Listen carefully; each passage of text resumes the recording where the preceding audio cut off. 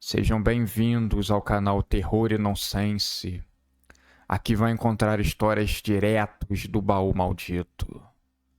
É recomendável ouvi-las com fone de ouvido. Não deixe de curtir e nos seguir aqui, ajuda bastante o nosso canal. Vamos para as histórias.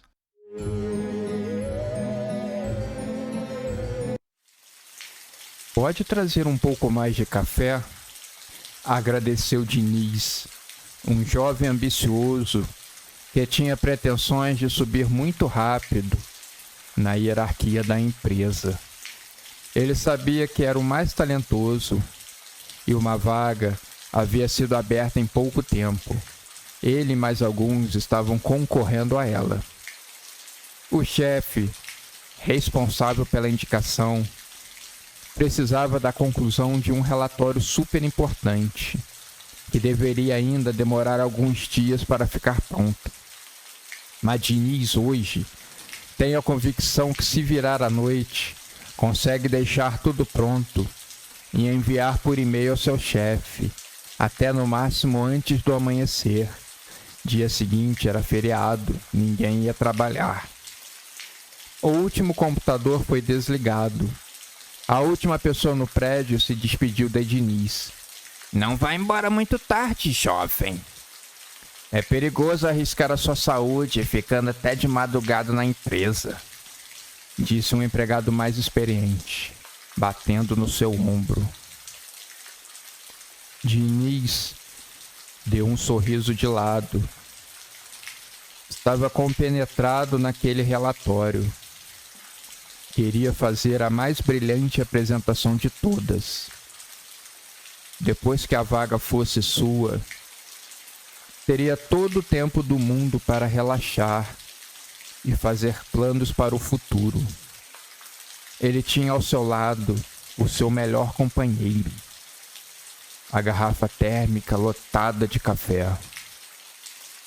Elétrico, ele pesquisava dados e incluía no relatório em um ritmo frenético.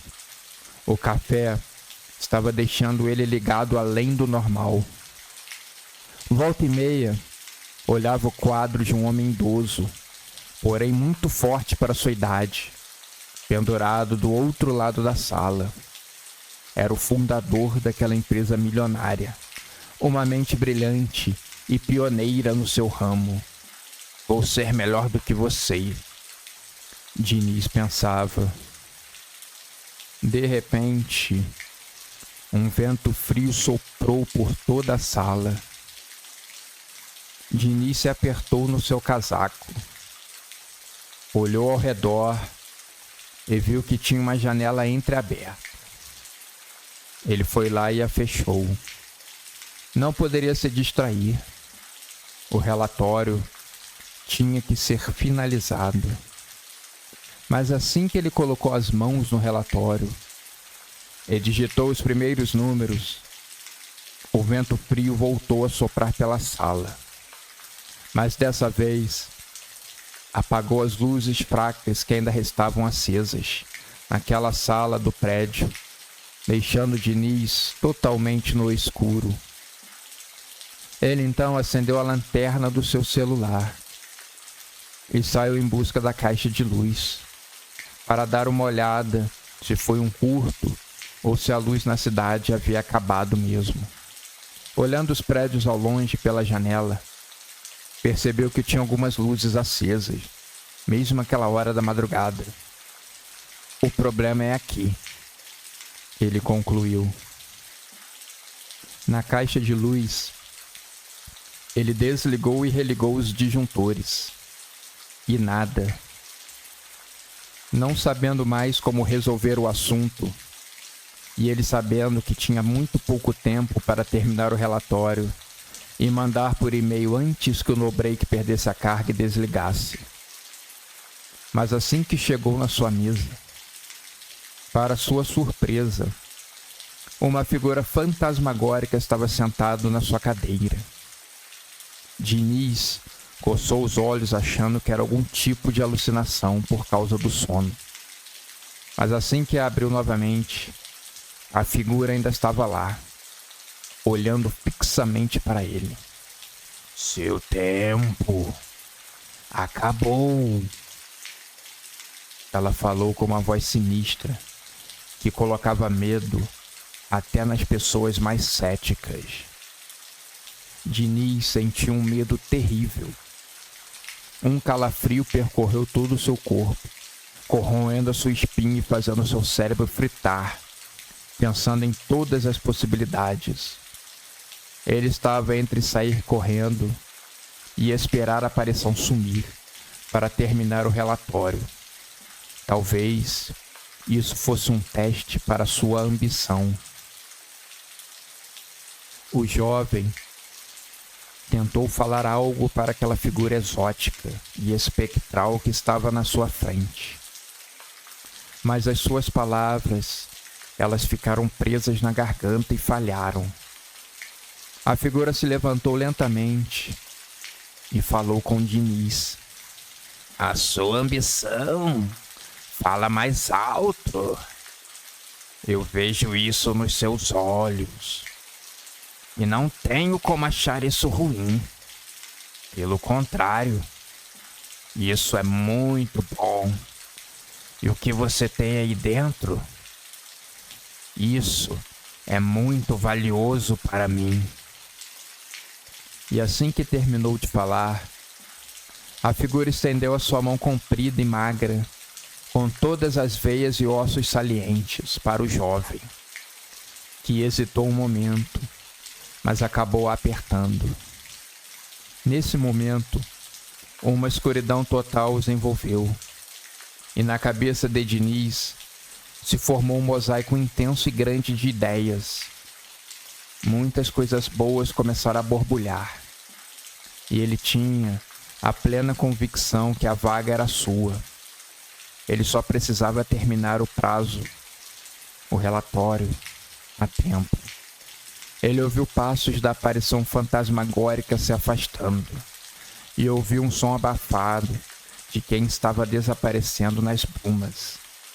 O prazo ainda não terminou. Eu decidi prorrogá-lo. Ao terminar de falar, ela sumiu da mesma maneira em que havia aparecido. O ar que estava gelado se dissipou, e as luzes que haviam se apagado voltaram rapidamente, trazendo um pouco de normalidade àquele local de trabalho. Diniz olhou para o relógio de parede, que marcava exatamente 3 horas da madrugada. Estava confiante e determinado. Encheu mais uma caneca de café e desceu tudo em um gole rápido. Já não estava tão quente quanto outrora, e passou a digitar freneticamente no computador. Com um grande esforço sobre-humano, ele terminou todo o relatório e estava prestes a enviar por e-mail, feliz com o resultado e sabendo que ele havia vencido o prazo fantasma. Olhando pela janela, já conseguia perceber os primeiros raios de sol surgindo. Preciso ir para casa descansar um pouco, ele pensava. Mas assim que ele apertou o botão de enviar, no clique do botão Enter do teclado, a tela do computador se apagou completamente e um estrondo ensurdecedor ecoou pela sala.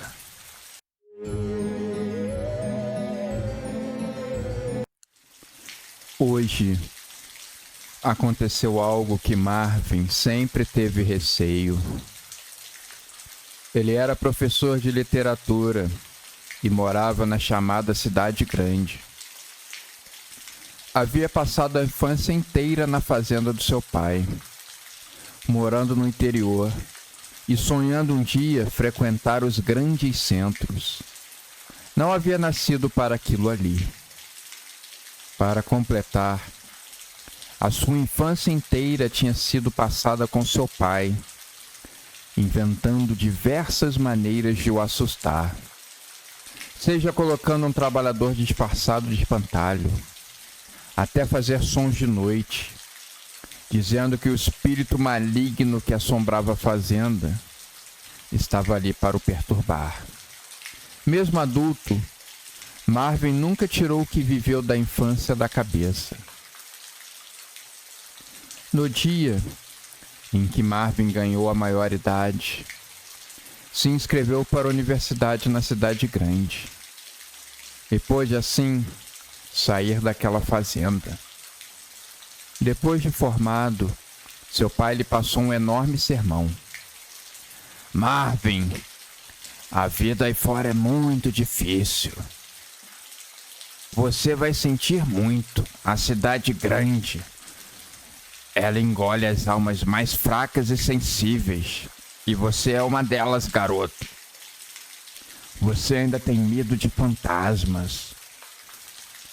E nesse momento, o pai de Marvin puxou uma corda e um fantasma veio voando de uma janela lateral.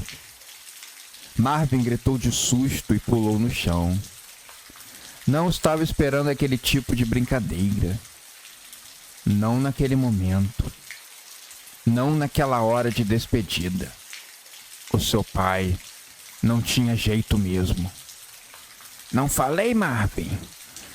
Você é um medroso. Mas saiba de uma coisa, campeão. Se as coisas ficarem difíceis para você, pode voltar para casa a qualquer momento, sempre que você quiser. E a despedida foi assim, meio melancólica. Marvin jurou que nunca mais voltaria à fazenda, enquanto seu pai estivesse vivo. Talvez fosse visitá-lo no leito de morte. Sua mãe havia morrido quando ele era ainda muito pequeno. E parece que seu pai surtou depois disso. Era a única explicação. Ele era filho único, o que talvez também ajudasse a explicar. Então, na sua casa, naquele dia, o telefone tocou. E a voz muito fraca do seu pai foi ouvida do outro lado da linha. Meu filho, você é o único parente vivo que eu ainda tenho. E nessa hora, ele fez uma pausa para dar várias tossidas, o que assustou Marvin. Estou morrendo. Venha me ver. Papai ama você, Marvin. Não se esqueça disso. Uma alma sensível. Era isso que Marvin era. Havia jurado nunca mais voltar àquele lugar, mas ficou balançado com o pedido do pai. Pediu dispensa de alguns dias da escola em que ele dava aula de literatura e foi para a fazenda se despedir do pai enfermo. Marvin, assim que chegou na fazenda, não lembrava de vê-la assim tão desleixada e com aparência de abandonada. Sempre teve a imponência de uma grande propriedade. Aquilo lhe deu um breve aperto no peito. Uma melancolia tomava forma dentro do seu ser. Uma alma fraca. Mas ele estava de volta, depois de muitos anos. A ligação havia sido bem didática. Seu pai praticamente estava falando que sua morte era apenas uma questão de tempo. Marvin sabia do temperamento ruim do seu pai. Mas naquela ocasião, ele prometeu a si mesmo que ignoraria qualquer tipo de brincadeira. Se é que o pai ainda teria forças para fazer tal coisa. Ele apenas se despediria do velho. Prometeria que daria a melhor solução para aquela fazenda. O enterraria e voltaria para sua casa. Visita rápida e sem nenhum perigo. Assim que chegou no quarto do pai, o encontrou deitado na cama.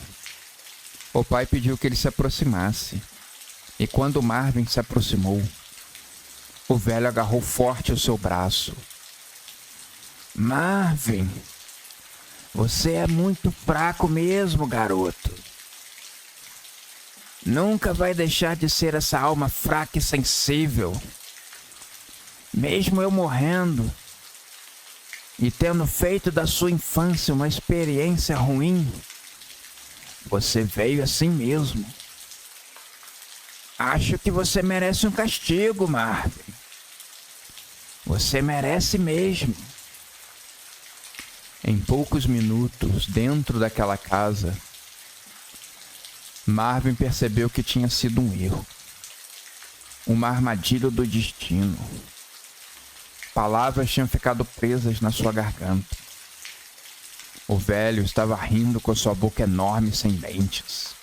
Estava rindo dele. Estava rindo do filho. Estava rindo da sua alma sensível. Mas por um motivo, ele não conseguia explodir de raiva e xingar o pai. Simplesmente ele não conseguia. Ele pensaria que não conseguiria isso nem em 100 anos. Mas antes que Marvin pudesse se despedir e ir embora, alguns capangas da fazenda entraram no quarto e o levaram embora amarrado. Marvin protestou, mas seu pai parecia hipnotizado, rindo da sua desgraça. Mesmo no leito da morte, o velho conseguia aprontar com ele. Não se preocupe, Marvin. No dia que eu morrer, você será libertado. Mas parece que esse dia ainda não é hoje. Marvin se viu preso dentro da casa. Mais precisamente, preso no porão, com a companhia de goteiras e ratos. Todas as noites, ele era torturado com histórias narradas por seu pai. Histórias macabras e horríveis. O velho falava através de um alto-falante que tinha no porão.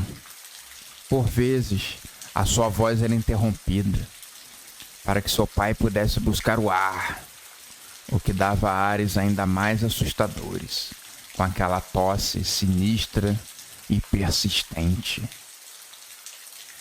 Marvin desejava que o velho morresse logo, para que ele pudesse ir embora para casa. Não aguentava mais aquele tipo de tortura. O privaram de água e comida. Ele tinha que esticar a língua para conseguir pegar um pouco de água das goteiras que caíam no porão. O homem chorava todos os dias.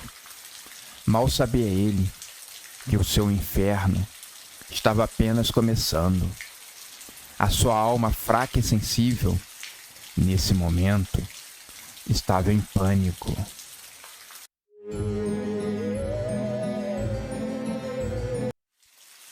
Era véspera da final mais aguardada do futebol naquele país.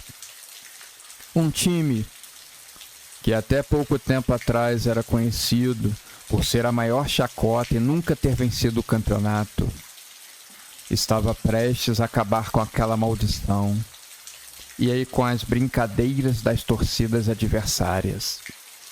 Poderia até perder por um gol de diferença, que ainda assim conquistaria o título. O time adversário tinha o maior investimento e era o atual campeão. Estava sempre levantando títulos, mas daquela vez seria muito difícil. Do outro lado, tinha o melhor jogador do torneio, o goleiro, que era uma barreira intransponível. Parecia um goleiro saído de desenho japonês. Pegava até pensamento. Os adversários falavam.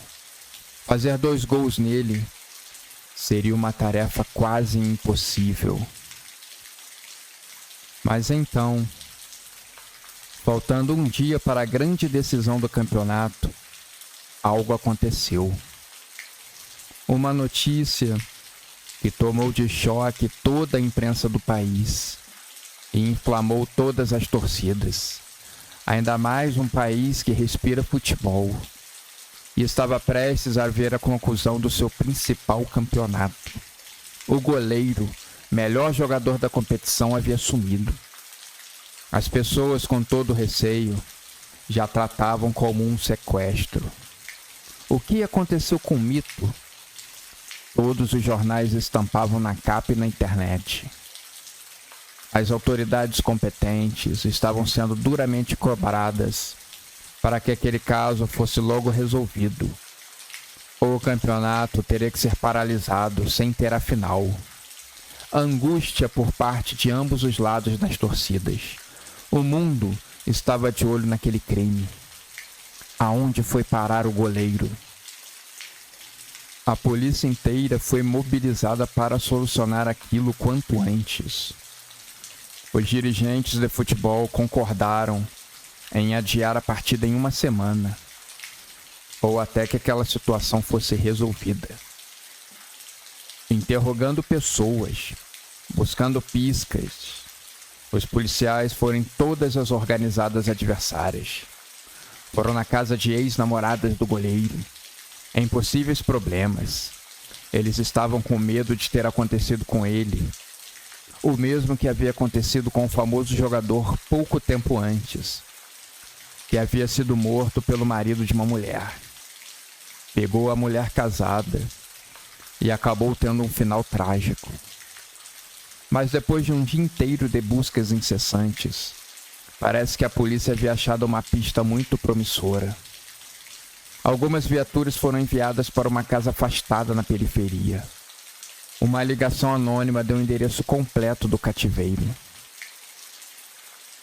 Assim que a polícia virou a rua para subir até o endereço, os repórteres das principais emissoras do país já estavam lá de prontidão.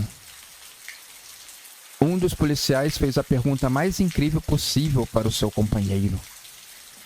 Se fomos nós que recebemos a denúncia, como a imprensa ficou sabendo disso antes de nós?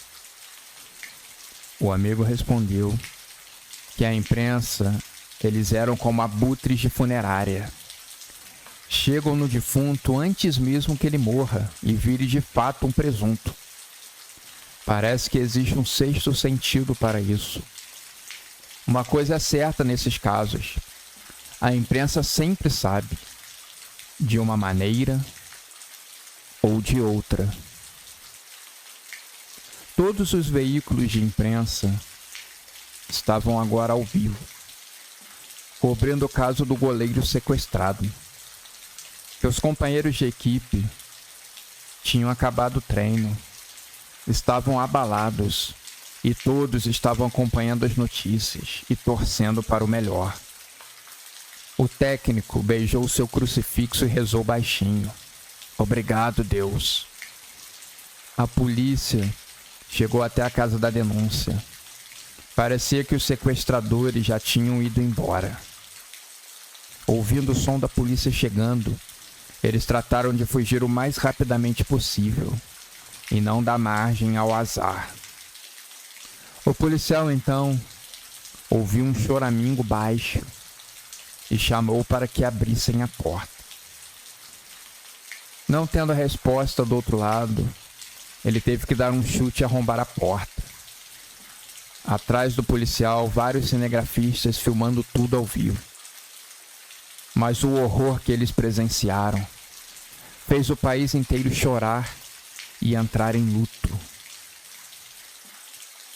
Vários companheiros da equipe assistindo no vestiário caíram em prantos no chão.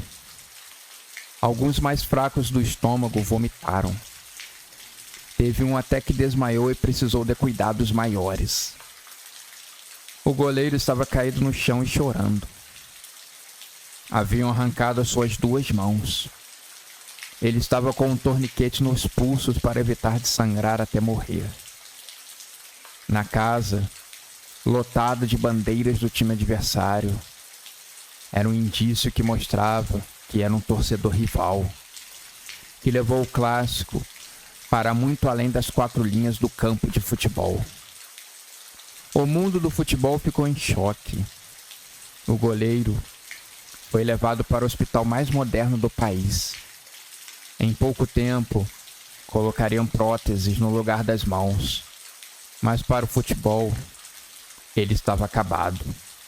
O melhor jogador da competição. O nascimento de talvez o maior ídolo do clube. Um goleiro de seleção do país. E ele tinha apenas 20 anos de idade. O goleiro, na semana seguinte, assistiu do hospital seu time sendo campeão.